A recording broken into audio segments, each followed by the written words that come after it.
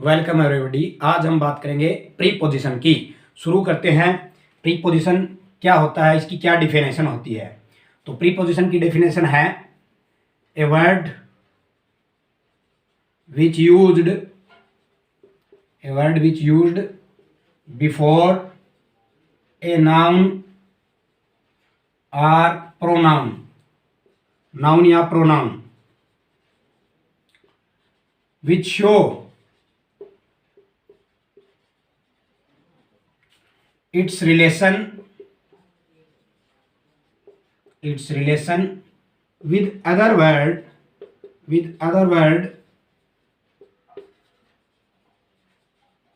in the sentences।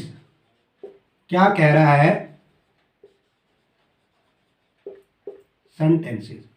Preposition क्या होता है? प्रीपोजिशन एक वर्ड है जो यूज होगा नाउन या प्रोनाउन से पहले किसी सेंटेंस में, और यूज होकर क्या करेगा, उस नाउन या प्रोनाउन का जो उस सेंटेंस में अदर वर्ड हैं उससे उसका रिलेशनशिप बनाएगा, बताएगा कि इसका ये रिलेशनशिप है इसके साथ।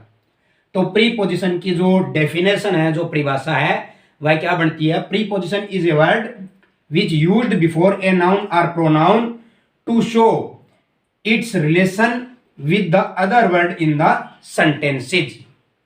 ठीक है, तो ये है प्रीपोजिशन की जो परिभाषा है कि किसी भी सेंटेंस में नाउन या प्रोनाउन से पहले उसका यूज होगा, वह यूज होगा, और क्यों होगा, उस नाउन और प्रोनाउन का उस सेंटेंस में जो अदर वर्ड आए हुए हैं उनसे उसका क्या रिलेशनशिप है, यह वह शो करता है, यह वही बोध कराता है। क्लियर? तो आज हम प्रीपोजिशन की हमने परिभाषा पढ़ ली। अब हम क्या पढ़ेंगे कि कुछ इंपॉर्टेंट प्रीपोजिशन है जो मैं आपको बताऊंगा, उनके रूल क्या है, उनको कैसे हम यूज करेंगे। ठीक है, तो सम इंपॉर्टेंट प्रीपोजिशन कौन कौन से हैं? सम इंपॉर्टेंट प्रीपोजिशन, ठीक है, जैसे कि एट और इन दोनों में काफी स्टूडेंट कंफ्यूज हो जाते हैं कि कहां पे मैं एट लगाऊं, कहां पे मैं इन लगाऊं। तो इस चीज को आज हम क्लियर कर देंगे कि कहां पे एट लगेगा और कहां पे इन लगेगा। बात करते हैं हम सबसे पहले एट की। तो इसी के आगे लिख देता हूं, एट का प्रयोग छोटे कस्बों या गांव के लिए किया जाता है, या गांव के लिए, ओब्लिक लगाया मैंने, गांव के लिए। ठीक है, गांव के लिए प्रयोग करते हैं। क्लियर? इसी तरह अब बात आती है, जब मैंने एट का बता दिया, इसी तरह मैं बताऊंगा इनका, कि इनका प्रयोग इससे उल्टा हो जाएगा। इनका प्रयोग कहां करेंगे हम? इनका प्रयोग जो है बड़े नगरों या देशों के लिए किया जाता है, बड़े नगरों या देशों के लिए किया जाता है। अब मैं इनके आपको एग्जाम्पल भी बताऊंगा किस तरह से है के लिए करते हैं। अब देखिए आप, जैसे कि एक ही एग्जाम्पल में अगर बताऊं मैं आपको, जैसे रमेश लिव्स इन दिल्ली। ठीक है, रमेश लिव्स इन दिल्ली। तो यहां पे एट का प्रयोग तो मैंने यूज नहीं किया, इन का किया है, क्योंकि दिल्ली क्या है, एक बड़ा नगर है। तो वहां पे इनका प्रयोग हुआ कि रमेश लिव्स इन दिल्ली। ठीक है, अगर मैं इसकी जगह दूसरा ले लूं जिसमें दोनों ही बता देता हूं मैं आपको, जैसे हितेश लिव्स एट रामपुर इन मुंबई। यहां पे देखिए आप, मुंबई,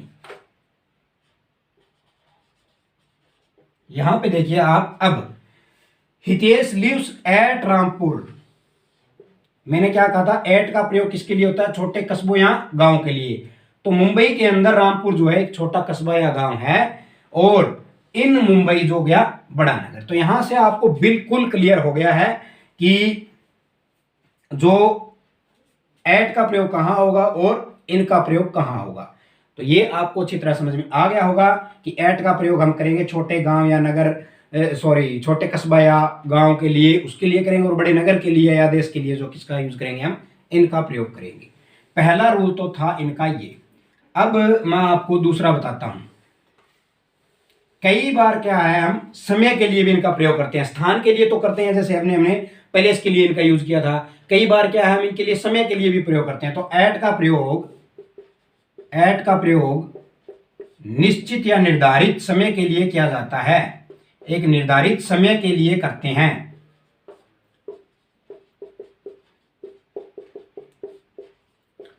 अब बात करते हैं हम इन की। इनका प्रयोग लंबी अवधि के लिए करते हैं।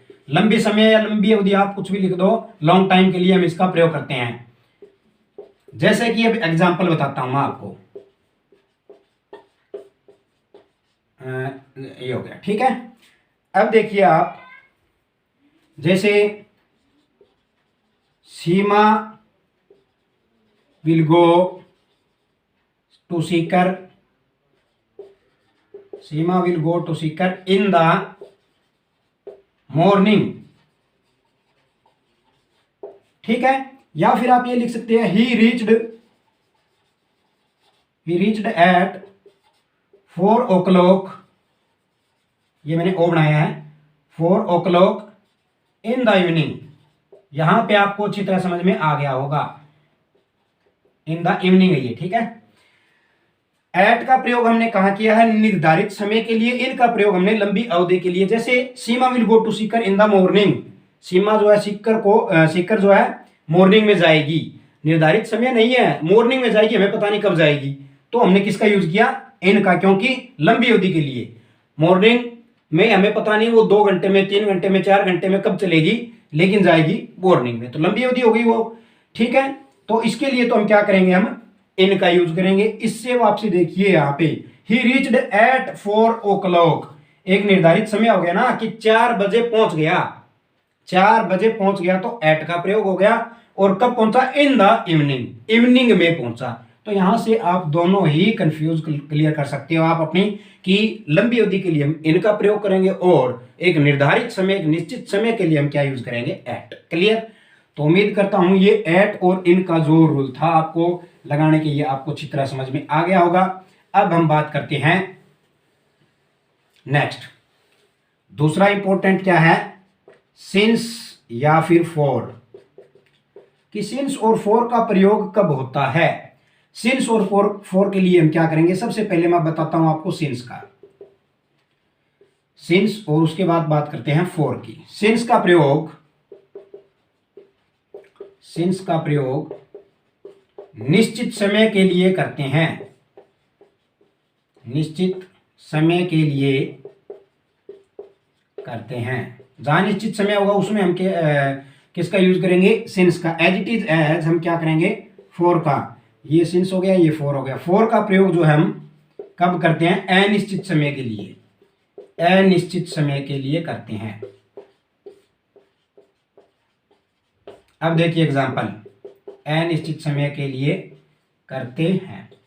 एग्जाम्पल में आप देखो, आपको दोनों डाउट क्लियर हो जाएंगे। एग्जाम्पल में देखिए आप कि I have known her since 1993। Clear. मैं उसको 1993 से जानता हूं।